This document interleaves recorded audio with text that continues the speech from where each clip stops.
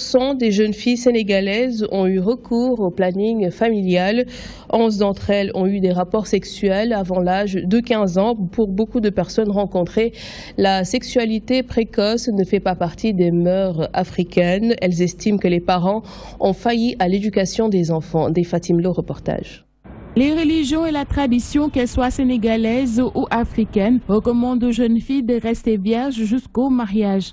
Aujourd'hui, avec la modernisation, certaines d'entre elles ont une activité sexuelle précoce, ce que condamne bon nombre de personnes. Je crois que c'est un phénomène qu'il faudrait condamner, parce que selon nos mœurs africaines à nous, la sexualité est quelque chose de sacré. Aujourd'hui, cette sexualité prend en fait un degré de banalité, et au point que cette pratique précoce est aujourd'hui banale et négligée de certains.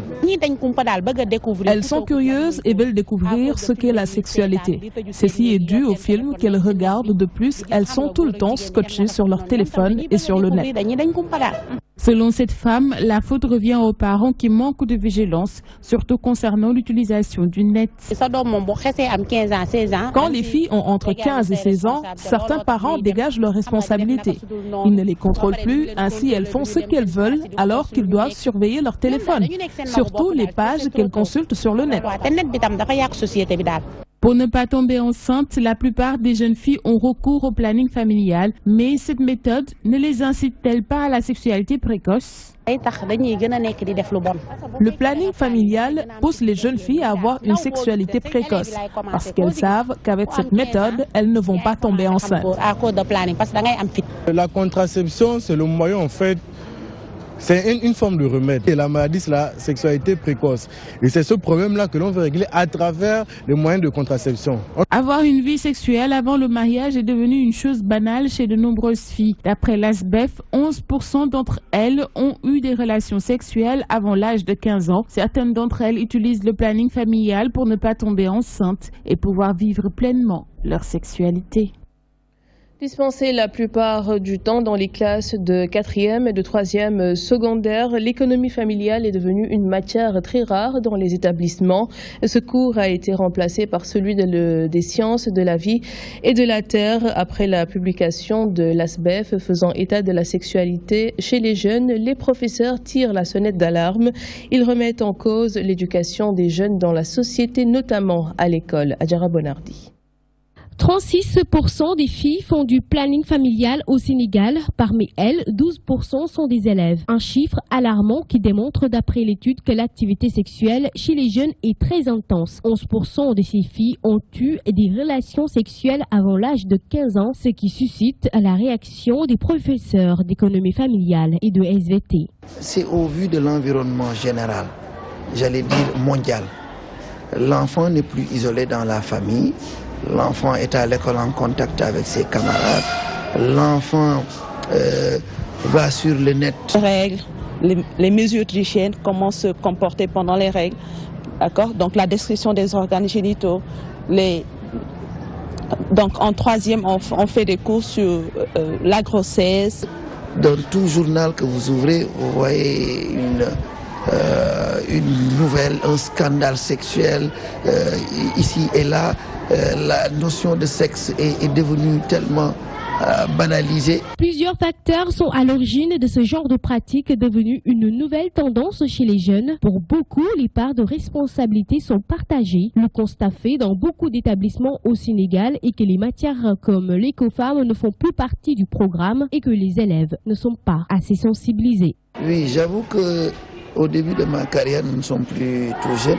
Donc au début de ma carrière, il y avait dans chaque établissement, dans les différents établissements où je suis passé, un professeur d'économie familiale. Au lycée Thierno Seydou Nourou Tall, où je suis depuis 10 ans, eh bien, je ne vois plus cela. Et donc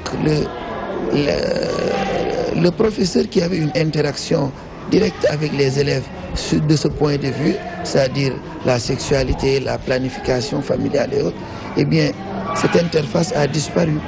Porte ouverte à la prostitution déguisée qui prend des proportions inquiétantes sur toute l'étendue du territoire national. Selon l'ASBEF, des mesures urgentes doivent être prises en ce sens. Le chef de l'État, Macky Sall, est formel. La loi va désormais sanctionner toute diffamation sur le web. L'association de la presse en ligne félicite une telle décision qui va permettre de recadrer les internautes. Par ailleurs, l'on demande l'organisation du secteur médiatique sénégalais pour que de telles situations ne se reproduisent. Lustina Sagna. Plus question d'utiliser l'Internet à des fins destructives. Désormais, les terroristes et les délinquants du web sont surveillés comme du lait sur le feu. Le nouveau code pénal prévoit des sanctions allant jusqu'à 7 ans d'emprisonnement pour ces malfaiteurs. Une décision saluée par les journalistes en ligne. C'est des choses à fustiger parce que la loi l'interdit clairement.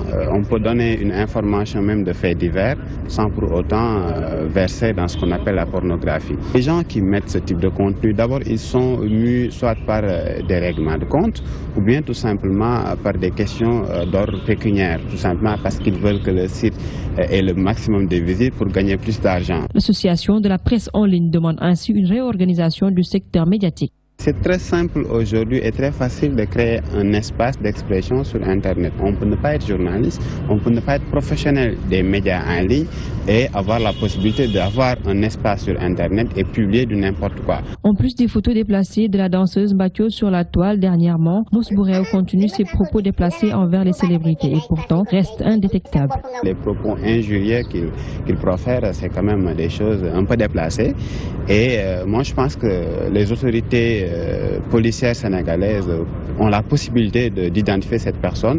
Maintenant, le problème c'est que si quelqu'un se sent insulté, une autorité par exemple pourrait saisir la justice et que l'affaire soit gérée à ce niveau-là. Pour rappel, le chef de l'État a promulgué la loi modifiant le code pénal et le code de procédure. Désormais, les délinquants du net risquent gros au Sénégal.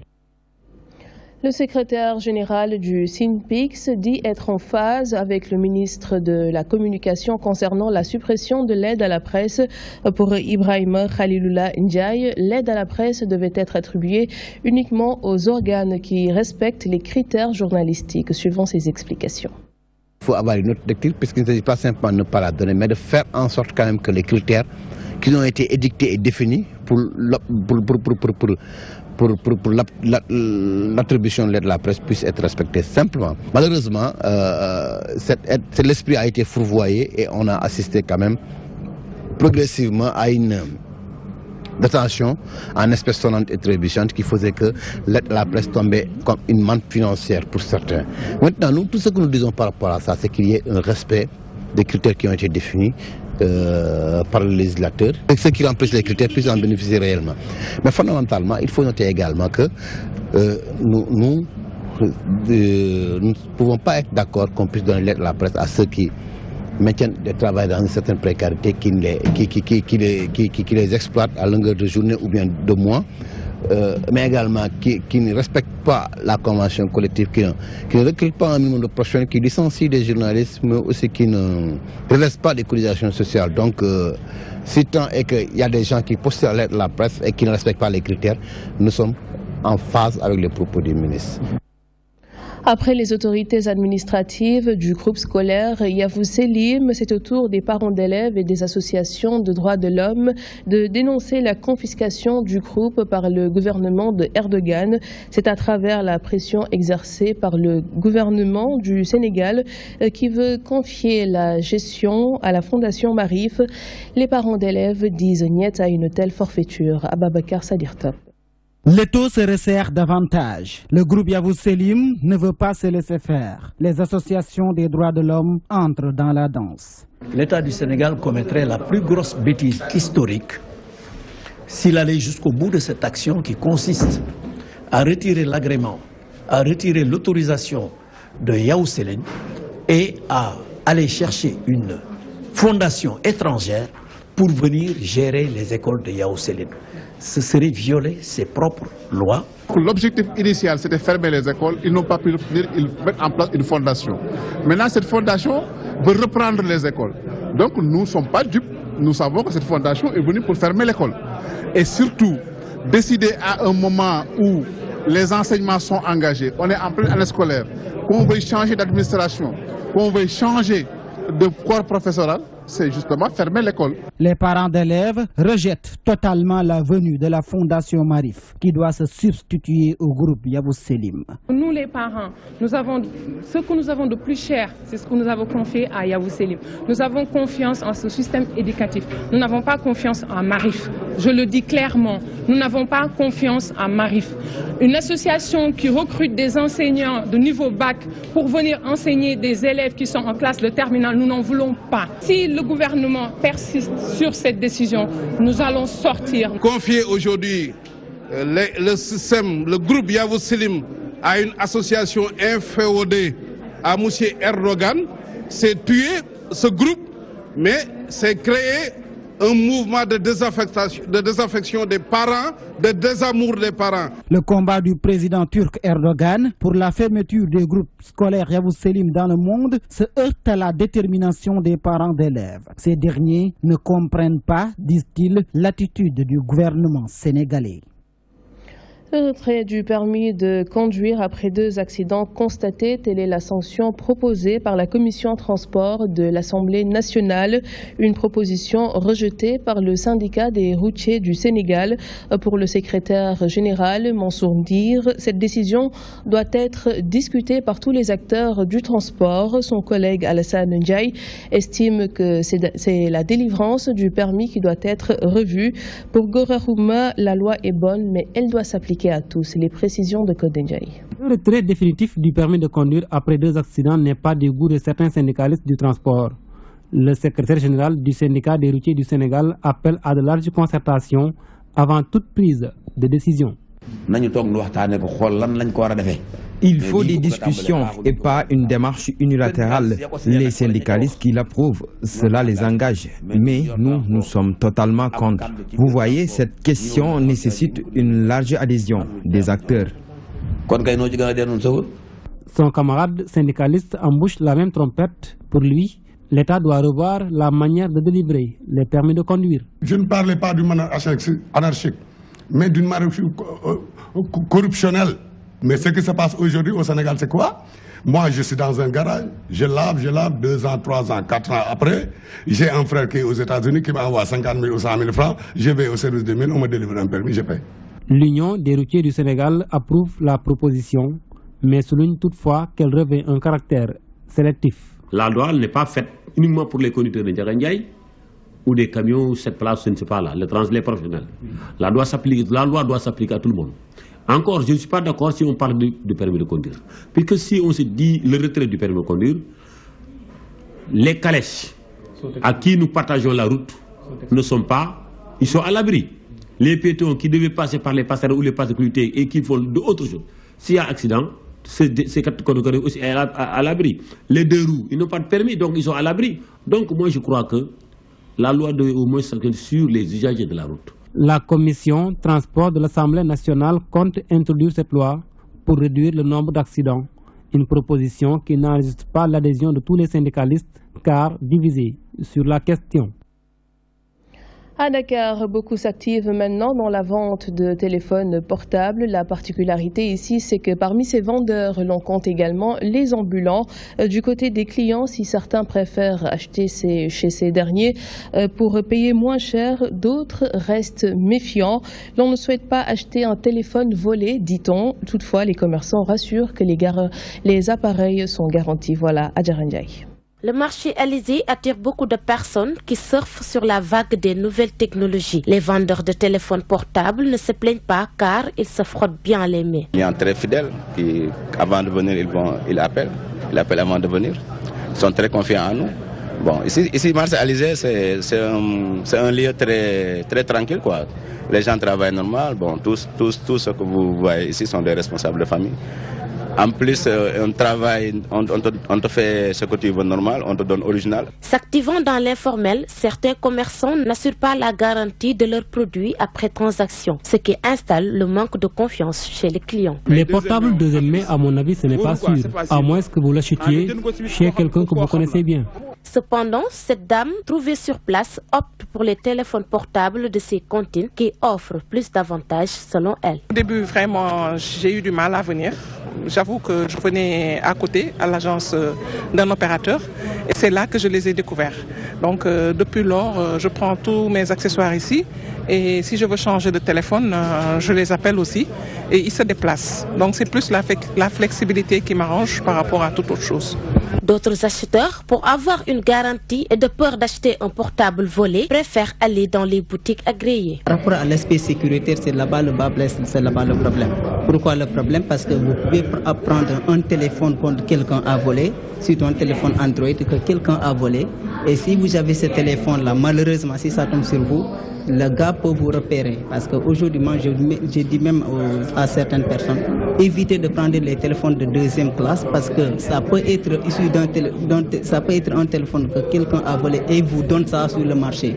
Et si vous êtes mal parti, la personne peut vous poursuivre à travers les systèmes de géolocalisation. Un téléphone mobile de marque neuf et à bon prix est le principal souci des acheteurs. Cela les pousse à ne pas s'orienter vers les cantines. Cependant, les commerçants font le maximum pour les rassurer sur la qualité de leurs produits. Le froid s'installe petit à petit à Dakar, un temps qui d'habitude cause d'énormes difficultés aux pêcheurs dans leurs activités. Conscients des dangers durant une telle période, ces derniers confient se barricader pour bien mener leur travail. Pour une meilleure protection durant le froid, ils soutiennent même consulter la météo avant d'aller en mer. Un reportage signé El Haj Moussabey. Période qui s'avère souvent difficile pour les pêcheurs, car elle présente des dangers dans l'activité maritime. Les pêcheurs éprouvent d'énormes difficultés durant cette période. En plus de la fraîcheur qui nous fatigue, il y a aussi trop de vent. C'est une période difficile à vivre, mais cela ne nous empêche pas d'aller en mer, car cela est notre gagne-pain. La période impose un certain nombre de dispositions à prendre pour mener à bien la pêche artisanale. À Soumbédioune, les pêcheurs sont avisés. La tenue enfilée par les pêcheurs pour leur protection coûte 75 000 francs. Il y a à côté des habits qui coûtent environ 3 000 francs la pièce. Vous voyez donc qu'ils prennent leurs précautions. Pour une plus grande protection, ils vont jusqu'à suivre de près les consignes de l'ANACIM. Avant, nous ne prenions pas en compte les prévisions de la météo, mais aujourd'hui, on en tient compte. Beaucoup d'entre nous, d'ailleurs, ont le numéro de la météo. Et en cas de danger, on n'hésite pas à appeler. Il y a un drapeau à ce niveau qui nous indique s'il faut partir en mer ou pas. Quand le drapeau est au rouge, on s'abstient d'y aller. Mi-décembre, la période de fraîcheur tarde encore à s'installer à Dakar. Les pêcheurs, tant bien que mal, bravent ce temps pour pouvoir agrémenter le Tchéboudienne national. La pastèque est en grande abondance durant cette période de l'année. Très prisé, ce fruit est exposé dans presque toutes les rues de la capitale. Selon ceux qui s'activent dans sa vente, la pastèque est présentement bon marché. Djibi Sardjoni, reportage. Si un fruit foisonne en ce moment la capitale, c'est bien la pastèque. Provenant de l'intérieur du pays, ce fruit très prisé est bien écoulé en cette période de l'année. Les pastèques diffèrent selon leur prix, du plus grand au plus petit. Il y a des pastèques qui coûtent 500 francs, 1000 francs, voire même 1500. 1000 francs, 1500. Si certains marchands préfèrent vendre en gros leurs pastèques, d'autres par contre s'activent dans la vente au détail, car elles génèrent plus de revenus. Il y a des personnes qui achètent en gros. Dès que nous arrivons sur les lieux, ils achètent les plus grands. Après, ils nous laissent les plus petits, ce qu'on va vendre par détail. De l'avis des acheteurs, ce fruit naturel revêt des bienfaits, mais la vente au détail dans les rues n'est pas hygiénique. On nous a expliqué à l'école que ça a vraiment une importance en ce qui concerne la santé. Et non seulement ça, mais c'est un fruit vraiment très délicieux quand on mange. Parce que non seulement qu'on n'a pas besoin de boire de l'eau, c'est sucré, Et ça nous permet également de purifier en quelque sorte les reins, quoi. C'est pas du tout hygiénique du fait que les gens ont déjà coupé et c'est exposé aux mouches, tout ça. Donc le mieux c'est d'acheter ce qui est déjà entier et de le couper à la maison. Réputée par ses bienfaits, la pastèque est visiblement exposée dans presque toutes les rues de Dakar. Par ailleurs, le commerce de ce fruit naturel en cette période de l'année est une source de revenus pour ceux qui s'activent dans ce secteur de l'informel. Les garderies d'enfants poussent comme des champignons dans la capitale, phénomène lié à la modernité et à la quête de commodité selon certaines mères de famille. Toutefois, les garderies d'enfants restent encore un rêve pour les tout-petits issus des familles modestes. Pour combattre cette disparité, l'État encourage la création de garderies communautaires. Un dossier de Ndeye Fatim Lo. Avant, les parents en activité prenaient le soin de déposer chez les grands-parents leurs enfants avant d'aller au travail. Aujourd'hui, ce phénomène tend à disparaître. Les garderies poussent comme des champignons à Dakar. Les gens ont tendance à amener les enfants dans les garderies. C'est parce qu'effectivement, il n'y a plus les grands-mères dans les foyers. Et cette absence des grands-mères dans les foyers, naturellement, pousse les femmes et aussi les pères de famille à adopter d'autres nouveaux types de comportements, certes qui n'est pas lié à notre tradition, mais qui est une alternative pour régler aussi certaines questions liées à la prise en charge de l'enfant. Dans certains établissements scolaires, comme ici au Point E, des salles de classe sont aménagées avec des jouets, des lits entre autres, pour accueillir les enfants de 14 mois. Chaque classe comprend une maîtresse et 2 assistantes. Les enfants, quand ils viennent la première fois, c'est échelonné. Ce n'est pas, ils viennent et ils passent la journée. C'est des enfants qui viennent passer une demi-heure, 1 heure et petit à petit, on augmente le temps. Et comme ça, les enfants peuvent très bien s'adapter et jouer avec les autres enfants. Dans cette garderie, il n'y a pas que les chants. Des programmes spécifiques ont été élaborés pour ces bambins avec des livres en tissu ou en plastique pour leur permettre d'apprendre les formes géométriques et les animaux. On a des jeux, du langage, on joue des chants, beaucoup de danse, beaucoup de psychomotricité, des activités de psychomotricité dans la cour. L'effort, et on apprend l'effort, le rond, les enfants doivent mettre le rond, voilà. Pour le carré, on doit mettre... Pour H.M. Zeina, ces garderies sont une aubaine pour les mamans. Elles peuvent vaquer à leurs activités en toute quiétude. Elles me rapportent beaucoup de choses, ils deviennent plus intelligents, ils apprennent beaucoup de choses par rapport à l'école qu'ils ne peuvent pas apprendre avec la nounou à la maison. Et en plus de ça, ils deviennent très sociables. Et tous mes enfants sont passés par cette garderie. Vraiment, j'ai rien à dire. Toutefois, ces garderies ne sont pas accessibles à tous. C'est ainsi que l'Agence nationale de la petite enfance et de la case des tout-petits, à travers ses structures de DIPE, développement intégré de la petite enfance, a mis en place les garderies communautaires en collaboration avec les collectivités locales. Les femmes ont besoin d'une structure qui peut prendre en charge leurs enfants au moment où elles sont en activité. Là, nous, tout ce que nous faisons, c'est faire en sorte que ces garderies communautaires soient reconnues dans le dispositif de l'agence et aussi que ces garderies communautaires puissent accéder, en tout cas, à tout ce que l'agence donne en matière de subventions, en matière d'équipement, en matière aussi de bienfaits, en tout cas, pour renforcer le personnel à bien éduquer les enfants. Les garderies font partie des structures qui facilitent l'adaptation des enfants dans le milieu scolaire dès le bas âge. Seulement, il faut beaucoup de tact et énormément de patience, car garder des enfants n'est pas toujours chose aisée. Ndeye Fatim Lo, et voilà ce qui met un terme à cette édition. Merci de nous avoir suivis. Très bonne suite des programmes en notre compagnie.